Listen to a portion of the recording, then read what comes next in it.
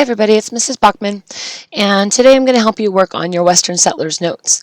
So you know that you have been assigned the Mountain Men, and you're simply going to be looking for the reason for settling. So why did they move west? What were the hardships that they faced, the difficulties that they ran up against? Their legacy, why do we still remember them? What did they leave behind them? And then any interesting fact that you think is interesting that you haven't already listed right here. We're going to start reading with 16.4, the Mountain Men. The Lewis and Clark expedition stimulated new interest in an old industry, the fur trade. Inspired by the explorers' reports of finding beaver in the Rockies, a Spanish trader named Manuel Lisa followed their route west. In 1807, Lisa led 42 trappers up the Missouri River. The next year, he took 350 trappers into the Rockies. For the next 30 years, trappers crisscrossed the West in search of valuable furs. The trapper's life. The trappers, who were also called mountain men, lived hard and usually died young. During the spring and fall, they set their traps in icy streams. In July, they traveled to trading posts to swap furs for supplies, or gathered for an annual rendezvous or get-together. So the first thing that we're looking for is, why did they settle? We know from the reading that they settled because they were fur trappers. So they were looking for the fur trade, specifically for beaver. And that is why they went west. They went west in search of valuable furs. The next thing we're looking for are their hardships that they faced. The rendezvous may have been fun, but the trappers' lives were filled with hazards. Fur thieves, Indians, wolves, and bears attacked them. Mountain man Hugh Glass was mauled by a mother bear that threw chunks of his flesh to her hungry cubs before friends rescued him. Accidents were common, too.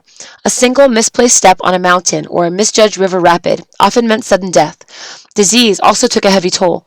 When one man asked for news about a party of trappers, he learned that some had died by lingering diseases and others by the fatal rifle ball or arrow. Out of 116 men, he wrote, there were not more than 16 alive.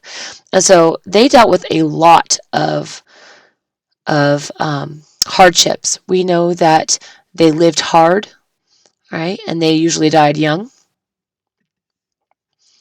We know that their life was full of hazards. They had to deal with fur thieves. They had to deal with Indians. Wolves and bears attacked them. We know that accidents were common, that disease was a big issue.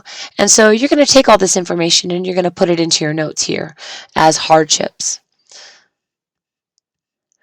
Freedom and adventure.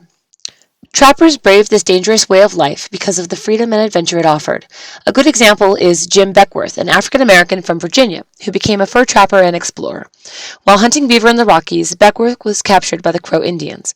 According to Beckworth, an old woman identified him as her long-lost son, and he was adopted into the tribe. What could I do, he wrote later. Even if I should deny my Crow heritage, they would not believe me. And this is pretty funny because he was a black man from Virginia. And so there was absolutely no way he was this woman's son, but, it gave him protection. Beckworth lived with the Crow for 6 years and became a chief. By the time he left the tribe in the 1830s, the fur trade was in decline. Like other mountain men, however, Beckworth continued his adventurous life as an explorer, army scout, and trader. In 1850, he discovered the lowest pass across the Sierra Nevada range, known today as Beckworth Pass. The Mountain Men's legacy. In their search for furs, the Mountain Men explored most of the West. The routes they pioneered across mountains and deserts became the Oregon and California trails. Their trading posts turned into supply stations for settlers moving west along those trails. A surprising number of mountain men left another kind of legacy, personal journals. Their stories still have the power to make us laugh and cry, and to wonder how they lived long enough to tell their tales. And so, the mountain men were really important. The routes that they pioneered across the mountains and deserts, guys, became the Oregon and California trails. A lot of you ask questions like, where did all these forts come from? Their trading posts turned into the supply stations, those forts for settlers, as they were moving. Another thing that they left behind was really important was their journals. That's how we know about them today. They left these stories behind, what they did, and that was really, really important for historians and important for us today so that we can find out what their life was like. And so that is great information for legacy. And then again, you're going to write down your interesting fact, and you'll be turning these notes into the PowerPoint or the slideshow presentation that you've already been given. Good luck, and let me know if you have any questions.